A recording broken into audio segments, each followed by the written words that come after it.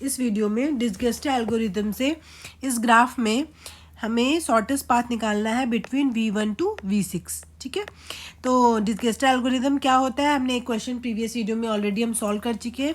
अब यहाँ पे एक और क्वेश्चन सॉल्व करते हैं ताकि आपको जो जितनी भी चीज़ें हैं वो और ज़्यादा क्लियर हो जाए।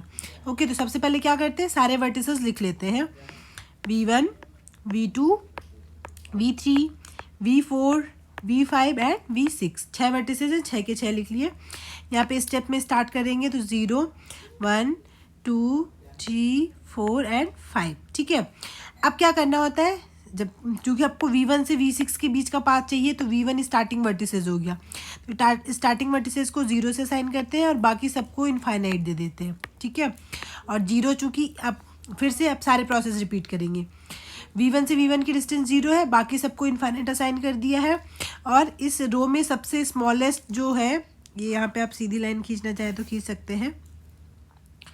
सबसे स्मॉलेस्ट जो वैल्यू है वो कौन सी है, यहाँ पे 0 है। ठीक है, अब क्या करेंगे, तो 0 को ही हम परमानेंटली असाइन कर देंगे। ठीक है, 0 आपने परमानेंटली असाइन कर दिया और यहाँ पे ये लगा देंगे। ठीक है, तो जब 0 परमानेंटली असाइन हो जाता है तो बाकी सारी रो में इस वाले कॉलम को पूरा इसी तरीके से फिल कर देंगे।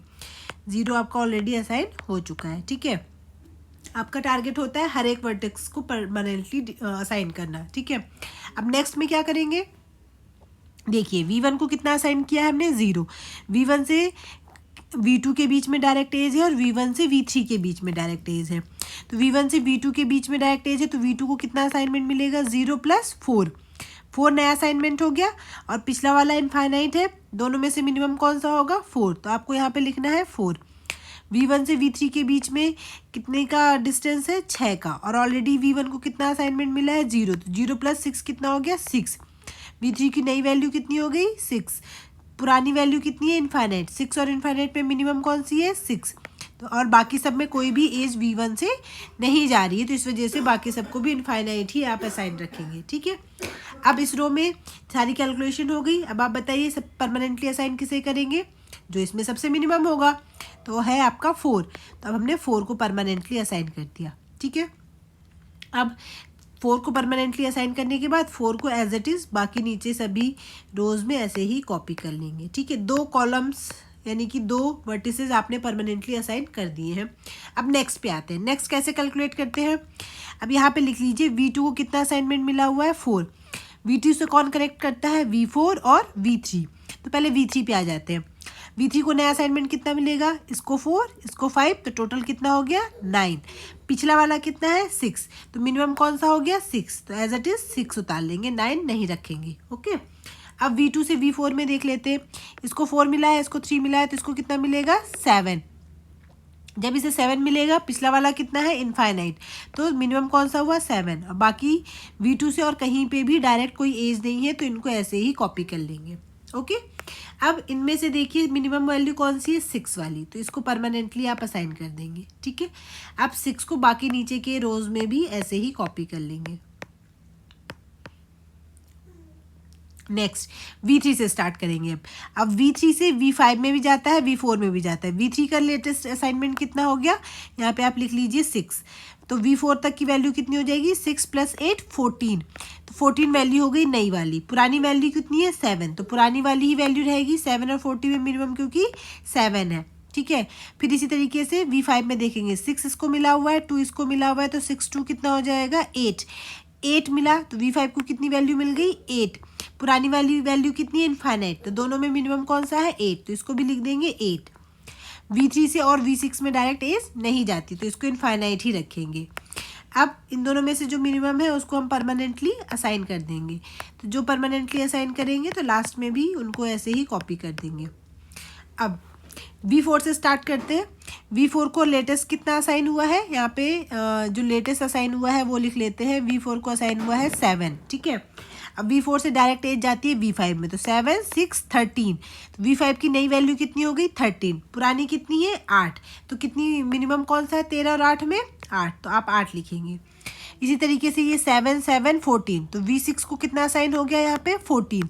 पुरानी वैल्यू कितनी है, इनफाइनाइट, तो दोनों में मिनिमम कौन सी हो गई, 14। तो आप यहाँ पे क्या लिखेंगे, 14। दोनों में जो भी मिनिमम है उसको आप परमानेंटली असाइन कर देंगे। जो परमानेंटली असाइन हो जाएगा तो इसको ऐसे ही एज इट इज़ कॉपी कर देंगे। अब V5 लेंगे। V5, हाँ V5 का है ये, V5 का कितना असाइनमेंट मिला हुआ है 8। V5 से V6 तक की वैल्यू कितनी है 5। 8 और 5 कितना हो जाएगा 13, ठीक है। अब 13 हो गया। अब आप देख रहे हैं इसमें से 13 हो गया तो 14 और 13 में मिनिमम कौन सा हो जाएगा 13। तो यहाँ पे आप कितना असाइनमेंट दे देंगे इसे 13। अब केवल यही बचा था तो इसको भी आपने परमानेंटली असाइन कर दिया। ओके, अब एक बात देख लेते हैं कि V1 से यहाँ से दो चीज़ें पता चल रही हैं। एक तो आपको पता चला कि V1 से V6 तक जाने का जो पाथ वैल्यू है या डिस्टेंस है वो कितनी हो जाएगी, डिस्टेंस इज इक्वल टू 13। और पाथ देखते हैं तो पाथ कैसे देखते हैं, 13 से स्टार्ट करेंगे यानी कि V6 से स्टार्ट करेंगे, ठीक है। V6 से स्टार्ट किया। V6 के बाद आप देख रहे हैं ऊपर कहाँ पे जाए कि V6 की वैल्यू चेंज हो रही हो, जस्ट ऊपर वाली रो में चेंज हो रही है। इस रो में परमानेंटली असाइन कौन सा है V5। तो आपने क्या लिखना है, बैकवर्ड जाएंगे V6 से V5, ठीक है। अब क्या करेंगे, V5 पहुँचे। अब V5 की जो वैल्यू है 8 है, ये कौन सी वाली रो में चेंज हो गई है, यहाँ पे तो सेम ही है, यहाँ पे चेंज हो गई है। तो इस वाली रो में किसको परमानेंटली असाइन किया गया है, V3 को।